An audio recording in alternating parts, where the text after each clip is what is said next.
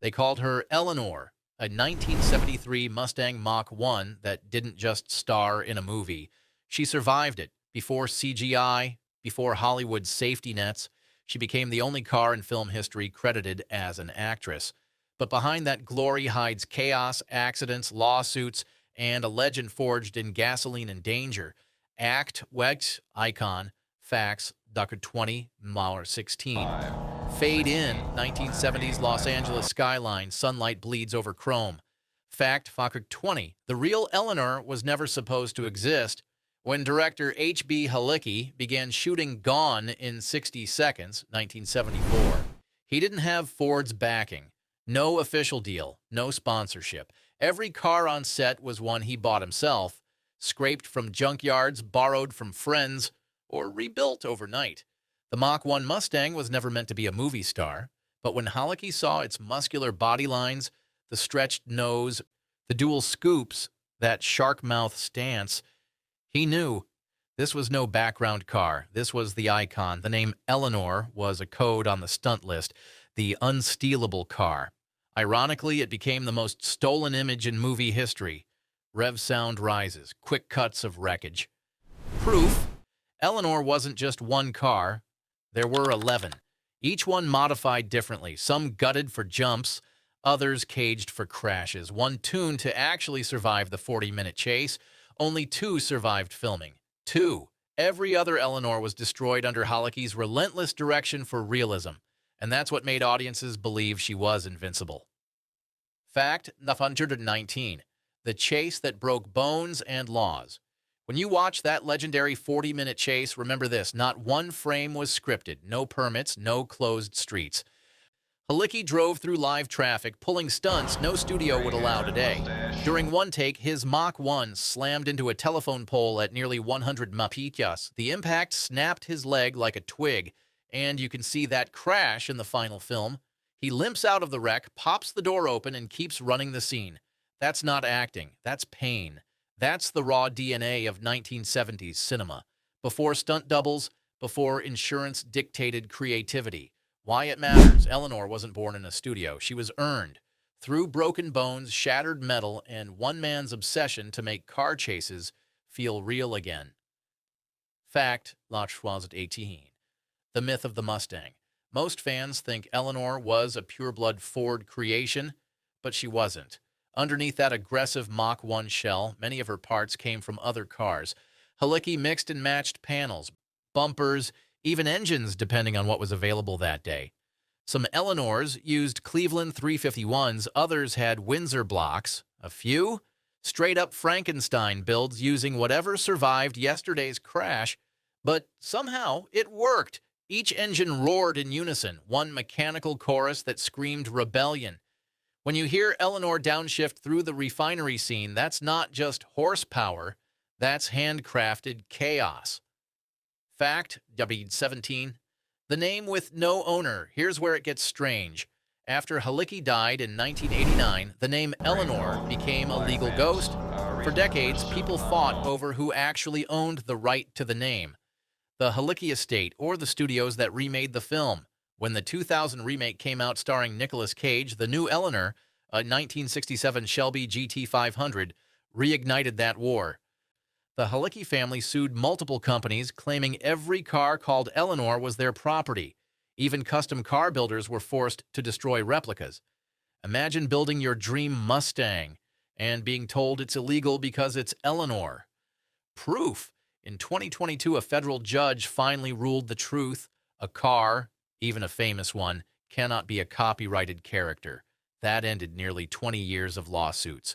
Eleanor at last was free. Why it matters. No other movie car, not the Batmobile, not the DeLorean, ever sparked a legal war over its soul.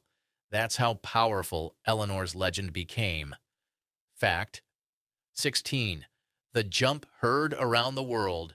The most iconic moment in the entire film, Eleanor's freeway jump, was shot once. No retakes, no digital effects. Just raw stunt driving at a 100 plus mph over a 30-foot ramp hidden behind a hill.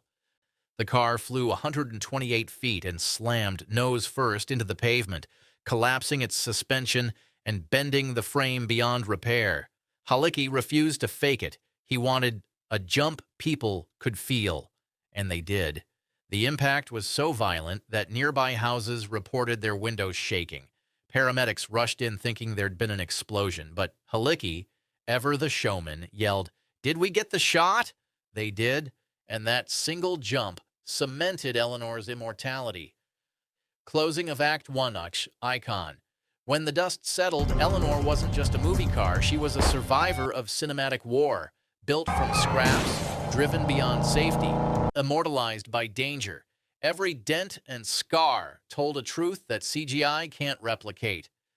Fact 2015. The crew that built her wasn't a crew at all.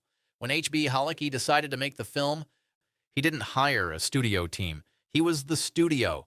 The cameraman, his friend, the mechanic, his cousin, the stunt drivers, local gearheads from Long Beach who'd never seen a film set before. They built Eleanor in a borrowed garage using borrowed tools, often at night, using whatever scrap parts they could find. Body panels from wrecked Mach 1s, suspension parts from junkyard Fords, shocks scavenged from police auctions. Every Eleanor was different, each one a wild experiment in survival. Proof, production notes later revealed no two cars shared the same VIN. Some had roll cages, others didn't. A few didn't even have full dashboards. Halicki stripped anything that added weight or cost. Why it matters. Eleanor wasn't crafted by Hollywood's perfection. She was born in grit, and that rawness gave her soul. You can't fake imperfection. It's what makes legends breathe. Fact E14. The police were actually chasing them. Forget movie cops. Those flashing lights in the chase scenes? Real police. Halicki never secured full filming permits. So, when they tore through Long Beach, the local cops thought the car thefts and crashes were real crimes. Multiple patrol units joined in, sirens blaring, thinking they were stopping an actual heist. Voiceover rises with tension. What you see in the film, the cars weaving through intersections, near misses with buses, that's real chaos. Halicki refused to cut. He kept rolling, capturing genuine confusion, raw panic, and unplanned brilliance. Proof. One police dispatcher later confirmed they logged real 911 calls reporting a yellow Mustang fleeing downtown at 100 miles per hour. The chase blurred the line between movie and manhunt. Why it matters. That's why the movie feels alive. Every screech, every siren. It wasn't acted. It was captured. Fact, Mantra 13, the sound that lied to you. Eleanor's roar, that brutal 351 Cleveland growl. It's iconic, but here's the truth. Half the engine sounds in the film weren't from Eleanor at all. They were overdubbed from Halicki's personal racing cars, tuned beyond street-legal limits. When early test screenings ran, audiences said the engine didn't sound angry enough. So Halicki did what any mad genius would. He parked a Mach 1 in an alley at 2 a.m., revved the engine wide open, and recorded it with a handheld mic. Neighbors called the cops. He kept going. The final cut blended live stunt audio, raw recordings, and even snippets of drag race tapes. That's why Eleanor's growl feels inhuman. It's not just one car, it's a chorus of monsters. Why it matters. Every time Eleanor downshifts on screen, your brain believes she's alive, because she literally is built from the voices of many. Fact, Number 12, the hidden armor. Audiences thought Eleanor was a stock Mach 1, just a car that could take a beating. But beneath that fastback body, she was secretly armored. Proof, the production team reinforced her chassis with welded steel bars, braced the suspension, and added thick plates under the oil pan. Each modification added weight. But Halicki didn't care. He wanted her indestructible. During one take, Eleanor slid into a light pole at full speed. The crew panicked. They thought the car was done. But she fired right back up. Bumper crushed, frame twisted, yet the engine kept roaring. That's why in the final act of the chase, Eleanor looked scarred and limping. Because she actually was. Halicki didn't fix her. He filmed her like a boxer fighting through blood and bruises. Why it matters. She became the first movie car that aged within its own story. No resets, no replacements. The car you see limping to freedom is the same car that took the hits. Fact Intro 11. The stunt that nearly ended the film. There was one crash that almost killed the movie. Literally, the freeway pileup scene. What looks like a perfectly choreographed sequence of wrecks. It wasn't planned at all. Halicki misjudged the timing of an intersection. Eleanor clipped a Cadillac, bounced into oncoming traffic, and triggered a real 10-car pileup. One stunt driver fractured his ribs, cameras shattered. Local traffic shut down for hours. Voiceover lowers, Halicki limped away, grabbed a spare camera, and shot the aftermath. He later said, "We didn't lose a day, we gained a shot." That footage became the climax of the movie. The chaos, the realism, the stakes. Because it wasn't a scene. It was an accident immortalized on film. Proof, insurance refused to cover the damage. Halicki paid every medical bill out of pocket, and the city fined him for reckless filming. Why it matters, it proved something no modern film could replicate. You can't choreograph reality. You can only survive it. Fact number 10, the car that disappeared. After filming ended, Halicki stored the surviving Eleanors in various warehouses around Los Angeles. 2 were still drivable, one hero car used for beauty shots and one for light stunts. But then, in the chaos of wrapping production, they vanished. For years, fans searched junkyards, collectors, and auction listings trying to find the real Eleanor. Rumors spread that one car had been quietly sold to a private buyer, another dismantled for parts, and one, according to an old crew member, was buried under a pile of wrecks on Halicki's own property. Proof. In 2000, when the remake hit theaters, investigators and journalists tracked down several Mustang shells claiming to be the original Eleanor. None could be verified. Even chassis numbers were inconclusive because Halicki never documented the cars officially. They weren't inventory, they were instruments of chaos. Why it matters. No one has ever confirmed what happened to the last original Eleanor. That mystery became part of her myth. A lost relic of a film that changed car cinema forever. Fact 9. The movie that bankrupted its maker. Gone in 60 Seconds, 1974, grossed millions, but Halicki saw almost none of it.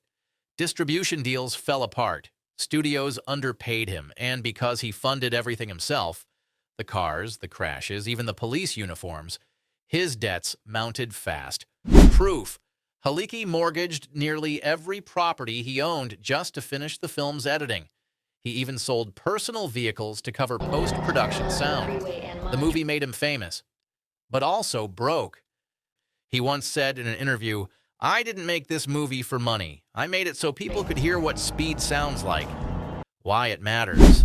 Eleanor didn't make her creator rich. She made him immortal. And that's the kind of trade only true artists understand. Fact number 8. The crash that killed a dream. After the success of his first film, Halicki began work on the sequel, Gone in 60 Seconds 2. He built an even wilder Eleanor. Upgraded suspension, roll cage, reinforced frame, bigger engine. But tragedy struck during filming in 1989. While setting up a massive tower collapse stunt, a cable snapped. A falling utility pole struck Halicki, killing him instantly. He was 48 years old. Voice lowers, music fades soft. He died doing what he loved, surrounded by his cars, his crew, and the sound of engines. The unfinished film was never completed. That moment froze Eleanor's story in time, a symbol of ambition that burned too bright. Why it matters. The man who built a legend died trying to outdo it, and that cemented Eleanor's place in film history, not just as a machine, but as a memorial. Fact 7. The remake that reignited the legend. Fast forward to the year 2000. Hollywood resurrected Gone in 60 Seconds with Nicolas Cage behind the wheel and a new Eleanor ready to steal the spotlight. But this time, she wasn't a 1973 Mach 1. She was reborn as a 1967 Shelby GT500, reimagined by designer Steve Stanford and built by Cinema Vehicle Services. Proof. 11 new Eleanors were created for the film, 6 for stunts, 5 for beauty shots. each one equipped with a 351 crate engine, nitrous oxide, and a custom pepper gray paint with black racing stripes. Their look was pure attitude, vintage aggression wrapped in Hollywood polish. The remake became a global hit. Eleanor was suddenly everywhere again. Posters, toys, video games, even die-cast collectibles. But beneath that success lay another storm. Why It Matters, the 2000 remake didn't replace the original Eleanor. It reawakened her. And now there were two legends, the 1973 fighter and the 1967 queen. Fact number 6, the legal war that tried to erase her. With fame came ownership battles. The Halicki estate, led by Denise Shakarian Halicki, claimed that any car named Eleanor was their property. They filed lawsuits against replica builders, collectors, and even fans. Some custom shops were forced to surrender their builds. Others destroyed finished Eleanors to avoid bankruptcy. Voiceover intensifies. One builder in Texas reportedly cried as he crushed his own hand-built Mustang, a perfect replica that took years because the court ordered its destruction. The automotive world exploded with outrage. Fans argued, how can a car be copyrighted? For years, the debate raged until 2022, when a U.S. federal judge finally ruled against the Halicki estate. Proof, Judge Mark Scarsi's words changed history. Eleanor, as depicted in the film, is not a distinct fictional character. She is a car. It was over. The name Eleanor was freed. Legally, spiritually, and culturally. Why It Matters. For almost 50 years, she'd been locked behind ownership and lawsuits, but in 2022, the people won her back. Now anyone can build their own Eleanor without... Fact number 5, the sound that never died. They say every legend has a sound, and Eleanor's sound was pure defiance. When her thundered through Long Beach in 1974, the microphones overloaded, distorting into that iconic growl. Halicki didn't fix it in post. He kept it because that distortion was the truth. Proof, in the original reel, you can hear the car bark through fourth gear, metal rattling, tires screaming. It's not movie magic. It's raw chaos recorded straight from the exhaust. And when fans compare that recording to modern movie cars, polished, perfect, digital, Eleanor still sounds angrier. You can't fake that noise. It's the sound of stress, fear, and adrenaline trapped in metal. Why It Matters, that note became the heartbeat of the legend. When builders recreate Eleanors today, they don't just copy the paint, they chase that sound, because somewhere in that rumble lives the proof that cars have souls, too.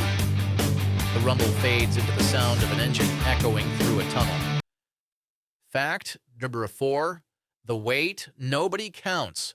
Most fans remember Eleanor's power. Few talk about her weight. The 1973 Mach 1 was heavy, nearly 3,800 pounds. By the time Halicki reinforced it for stunts, steel bars, double shocks, roll cages, the car gained almost 400 more. Every jump in that film, she hit the ground like a tank pretending to be a bird. Proof, the famous freeway jump scene where Eleanor clears 30 feet of air. That single stunt bent the frame, crushed both front shock towers, and cracked the radiator support clean in half.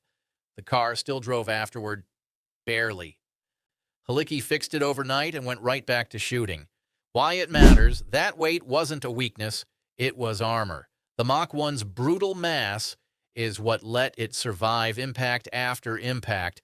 Real steel meeting real asphalt. Every dent, every crack, every repair became part of the film's texture. Eleanor didn't just look tough, she earned it. Fact number 3, the myth of perfection. Every car movie since has chased Eleanor's chaos, but here's the truth. The real chase was far from perfect. During filming, Halicki had no permits, no CGI, and no second chances. Every crash was one take. Every siren you hear was a real cop chasing him. Proof, in one sequence, the Mach 1 clipped a Cadillac at 100 mph, spun through a median and nearly rolled. Halicki hit his head on the steering wheel, blacked out for a few seconds, then restarted the car and finished the scene. He used that footage in the final cut. Why it matters. The legend of Eleanor isn't about flawless beauty. It's about fearless imperfection. The dents stayed in. The pain stayed in. That's what separates a prop from a myth. The world remembers Eleanor because she bled authenticity. She wasn't pretending to be a hero car. She was one. Fact number 2, the owner's test. There's a rule among car collectors. If you want to know a car's soul, talk to its owner. In Eleanor's case, every owner since Halicki has faced the same test. The reveal. They all say the same thing. She doesn't like being parked. Whether it's a movie prop, a replica, or a fan build, Eleanor fights idleness. Engines stall, batteries drain, bolts rattle loose. It's like she wants to move. Proof. One owner of a verified film-used Mach 1 reported that every time he left the car untouched for more than a month, something broke. A fuel line cracked, a fuse blew, a starter locked up. But when he drove her weekly, everything worked fine.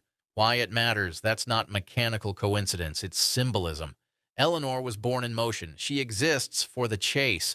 The moment she's still, she starts dying. Maybe that's true for more than just cars. Maybe it's true for all of us who chase something wild. Fact number 1, the promise that outlived the car. By the time the 1974 film faded from theaters, most of the original Eleanors were gone.